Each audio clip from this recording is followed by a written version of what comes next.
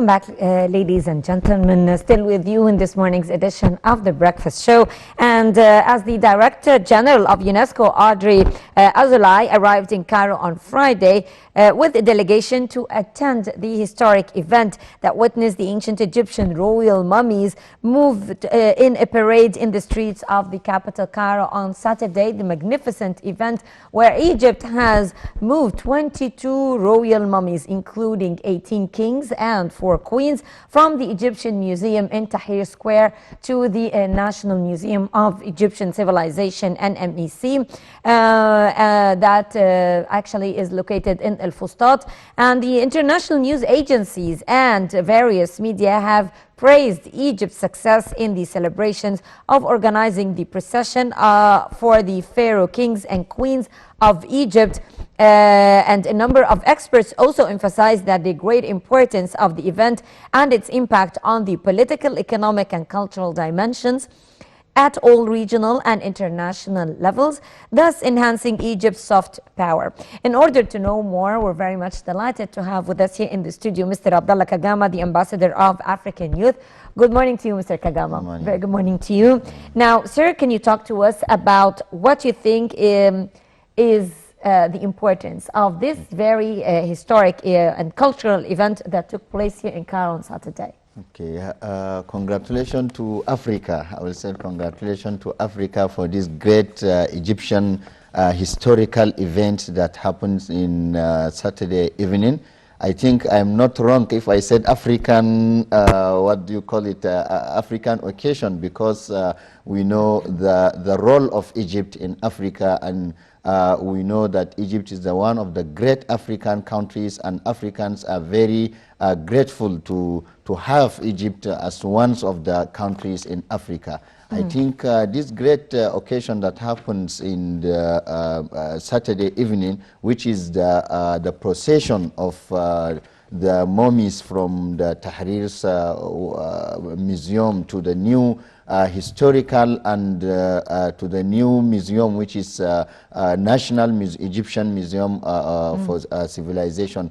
I think if you see Egyptian civilization or Egyptian history, we know that is the same, or is somehow the same as ancient African, what do you call it, civilization. If you see Egypt, what do you call it, Egypt has many ancient history with like Sudan and some African countries. They share the same transition of ancient, what do you call it, civilization with Egypt. And I think Egypt to do this in this the same time as this year is African Heritage Year, as a title of African Union, what do you call it, African Union title. I think all these things show us that Egypt is a great country, and Egypt are planning and thinking ahead the time, because they do things at the same time that Africans are happy to show their heritage. At this great time, Egyptians show us the new, what do you call it, museum, and show us the real history of Africa. I think this one shows us that the history of Egypt is the real African heritage and African, what we call it, civilization and African history. Yeah. How did you see the organization of the event? Really, the organization is, what makes me to be happy more is the ancient, modern, what do you call it, organization. Yeah, it's well organized in a modern way. At the same time, show us the color, or the what we call it, repeat the ancient that drawings and the floats that carry the 22, and each king, 18 kings and 4 queens, each one in a different vehicle, and what we call it, from Tahrir to that about 4 miles, and in a well, what do you call it, decoration, in a well, and the time, if you see that the specific time of procession is even, I think in about 6, 7 p.m. I think if you see the organization, you will know that Egypt are not doing things just like that. They have the planning and they are thinking, and Egypt always, as usual, makes Africans to be happy. If you see my African youths in Facebook, in all, what do you call it, Facebook, Instagram, etc., you will see African youths posting, men and women are posting all this, what do you call it, Egyptian great history. And I think this is a great thing that Egypt do, not only for Egypt, but for Africa. Yes. So much effort has been put into that event. If we're talking about the state-of-the-art technology in the lighting system, in even the preservation of the mummies in nitrogen gas, so that they won't be affected by anything inside their chariots. The effort in even making those special chariots.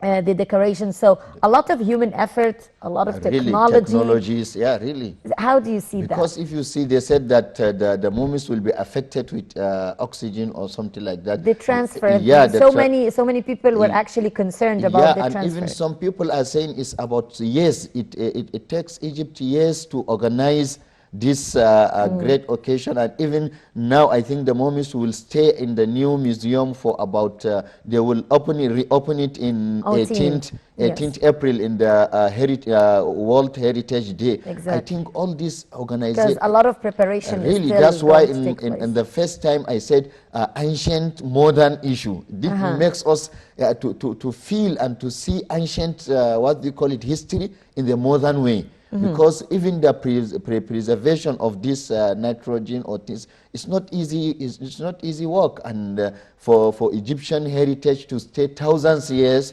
without even affected with anything, I think this shows us that that Egypt respects their heritage, and Africans are very happy to Egypt for them to be a great country in African countries, and at the same time, they respect African heritage. I think for Egyptians to respect their heritage, that means that Egyptians respect Africa. Egyptians respect African heritage, because Egyptian heritage is one of the Africans and great Africans, thousands of years Africans heritage. I think this shows us that Egyptian president is performing best, is performing, and as African youth, always what do you call it? Always I'm calling my African youth here in Egypt that we are about thousands of African youths. I'm calling them, I'm advising them to support this great person, because speaking of which, speaking of such support, I want to discuss something with you, Mr. Kgami. Okay. Now, the Egyptian state has been paying a lot of attention to renovating old museums and establishing new ones. In line with the state-of-the-art technology and display methods around the world. So Egypt has been renovating old museums and at the same time inaugurating new ones, like the Carriages Museum, for example, in Abdin, like the museums in Sharm el-Sheikh and Hurghada, like the National Museum of Egyptian Civilization and MEC. We are expecting the gym, also the Great Egyptian Museum, to be inaugurated soon, inshallah. And this came in line with also renovating the old ones. How do you see that, and how would that attract visitors from around the world, especially African youth, as you mentioned? I think in many African countries, Africans used to build new things and forget about the old ones, to be modern, to modernize the countries in Africa, etc. But Egyptian presidents or Egyptians show us that you can't live without your old history. I think if you see how great Islamic history in Egypt, the Christian, what we call it, history. The Islamic Museum has been renovated too.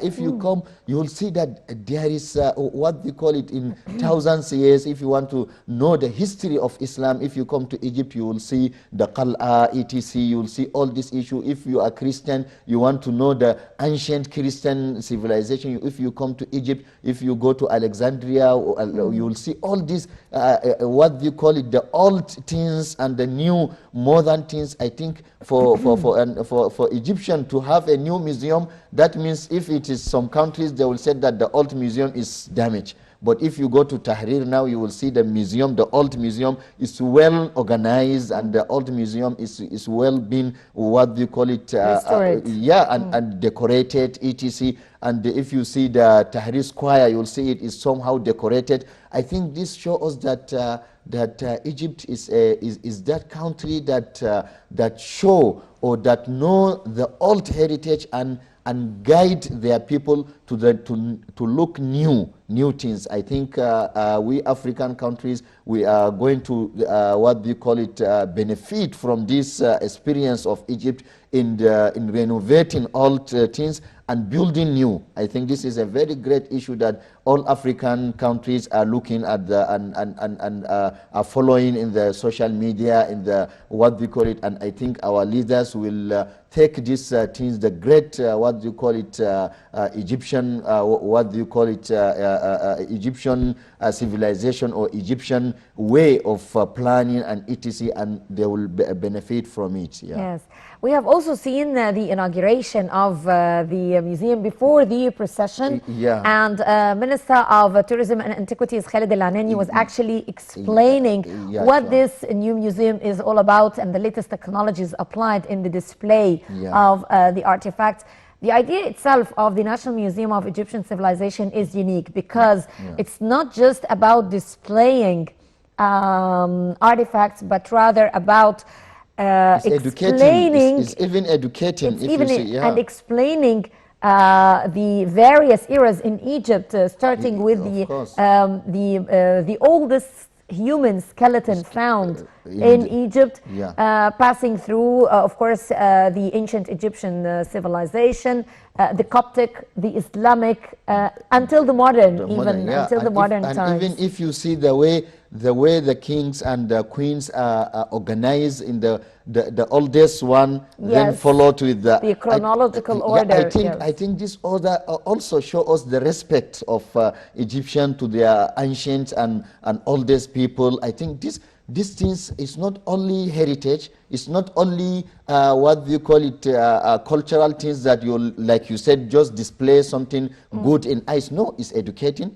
At the same time, is even teaching people how to respect the oldest person before they then followed with the. I think this is, if you see it in many ways, you will get that things are well organized, and they are organized in a manner that people will benefit from it. If we stay hours talking about how it was organized, how it was, I think we'll be getting ideas and new things that will help and guide people in their life. Yes, exactly. To what extent, Mr. Kgami, does this event contribute in restoring Egypt's tourism and cultural status? Yeah, if we see, we know that Egypt has cultural or tourism in Egypt is multi, what do you call it, functions, because we know in some countries, if you go to the history, for example, in many Arabs and even what do you call it, Europe countries, for tourism, you'll get only one-sided things. Even Islamic, I think if you go to Mecca, for example, to some Islamic, Islamic or civilization or only Islamic things. But if you come to Egypt, you'll see different things. I think the Islamic people can come to Egypt, they have place to visit. Yes. Even if you are Christian, you came, you have a place to see. Even if you are just modern person, you came, I think you have Sharm el-Sheikh. I think Egypt has different way of diversity and that shows that whatever your culture, whatever your what do you call it, if you come to Egypt, you will have a place to visit. And I think this shows us that Egypt in the world, not only Africa, in the world, Egypt is a great country that has what you call it, different civilizations, different heritage, different cultures that show and make Egypt great. And I think Africans loves Egypt. They are coming to Egypt for studying. We are coming to Egypt for what we call it, health. We are coming to Egypt for tourism. I think we have medical tourism here in Egypt. We have what do you call it, education. And Egypt even has many scholarships between African countries and Egyptian countries. And the relationship between Egypt and African countries is very great. Even now we are talking, I think at this great time, we have Ministry of Foreign Affairs in Egypt traveled. Now they are in Nigeria discussing about the bilateral, what we call it, relations between Egypt and Nigeria. I think Egypt are moving. And Egypt, what we call it, embassies, Egypt president is not just staying in his country. No, he's moving in Africa, Arab countries, Europe. And I think this is very, this person needs to be supported. Always I'm telling to the youths that the Egyptian president, really he needs to be supported because he's doing things, he's doing great things. Because he's not just staying like that, he's penetrating to Africa, Europe, Arab countries. All these issues, if you get a great president that doing this thing, then we have nothing to do than to, what we call it, support him, for him to have that wisdom and to have that great power to do more. Yes. Yeah. Despite the pandemic, COVID-19 affecting Egypt and the whole world, yet Egypt succeeded in organizing this magnificent event. I think it was a message, Mr. Kgami, to the whole world, because as you know, the tourism season starts in Egypt starting October, so the timing was very well planned, because we are hoping that by October the things will get better. Will be great. And even if we see in the World Youth Forum program that was held in 2017, we have one, our wisdom or our things is yes, we can. And I think Egypt shows that yes, we can. Egypt can do more than that, because in this pandemic, what you call it, COVID-19 pandemics that makes countries to go down, that makes what do you call it, the economics to be down to it. I think it's a very crucial time that Egypt try to wake up in the very, what do you call it, crucial time that that people are going down. Egypt shows us that no, we can do it. We can do more things. We can renovate old things. We can have new things. I think this is only one of hundreds of many great issues that Egypt try to do. And I'm calling all African countries that let us have good relation with these countries. I think Nigeria, Egypt, West Africa, South Africa, etc. I think we have great countries in Africa that needs to be together, needs to be planned together, needs to be to make what you call it, many planning together for them to make Africa great. And I think Africa, with this, our great leaders, will be great. Yes. Actually, there were so many sites in Cairo that have been neglected, because most tourists who would come to Cairo would want just to visit the pyramids. The pyramids, and perhaps the Tahrir Square and the museum. But Egypt actually hosts a number of very unique Islamic, Christian, and even Jewish sites. We have in Old Cairo, for example, the Hanging Church, and the Fortress of Babylon. We have the Family Path. We have the Amr ibn al-As Mosque. We have, that was the first mosque, by the way, built in Egypt and Africa. And also the monastery of Bani Izra, and the rejuvenation of the lake of I have about 9 years in Egypt. There is things that I'm you just need to visit. Now I'm going to give that you a list. means Egypt is a great country that I stay in Egypt 9 years, but I'm hearing new things. Because you know the truth is, people who would come to Cairo, they just want to visit the pyramids, the well-known place, the pyramids, the museum, and perhaps take a Museum felucca in the Nile, and maybe go to Khan al-Khalili, the old market.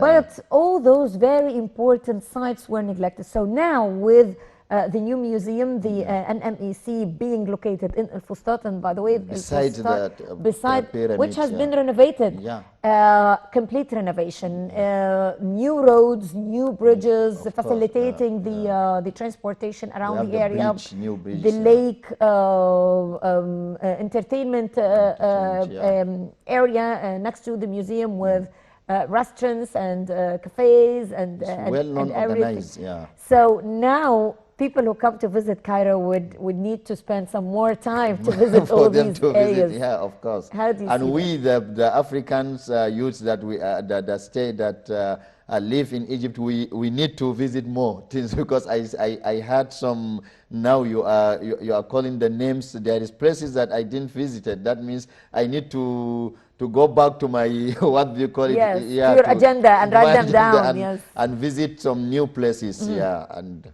Okay, French Egyptologist Florence Contine said that the procession is impressive and amazingly organized, and there is special aesthetic touch with the names of the kings and pharaohs written on the chariots, accompanied the by flocks. lights and music, and they were written in hieroglyphics and even Arabic the and decoration, you'll see the vehicles are well known, organized, and we have the names, like you said, the names and the decoration, the ancient Egyptian decoration. I think it's really is a very beautiful thing that that the person will see and be happy. And I'm very happy to Africa because always I'm telling my advising and in all my events, youth events, I'm saying that if one African countries do something good, I'm not happy to only this country. I'm happy to Africa because we Africans, we need to be happy. And all countries, the Europe countries, the developed countries are looking down of Africa. Then that means that if we have a country like Egypt in Africa that doing great things, we need to support that country for it to show African, what we call it, good heritage, for it to show, and Egypt show us that Africa is not that down things that people are looking, no health, bad civilization, bad. I think with great countries like Nigeria, Egypt, etc., I think they show Africa, they make Africa to be proud. We are proud, and I'm very happy and I'm very grateful to have these two countries, to be Nigeria as my origin country and Egypt as my second country. I think I'm very happy because Nigeria and Egypt, they are great countries in Africa that show African civilization, that show African, that show the proud of Africa. Yes. I think this makes me to be very, I'm very lucky to have Egypt and Nigeria to be the two places that I loved much, the two places that I stay in much, and the two places that show the civilization and show the heritage of Africa. Well, we're very pleased to hear that. I'd like to Thank thank you you so very much. much, Mr. Abdalla Kgami, the Ambassador of African Youth. Thank you very much Thank for being you with so us much. this Yeah, morning. thank you. And ladies and gentlemen, short break, and we'll be right back to resume this morning's edition of The Breakfast Show.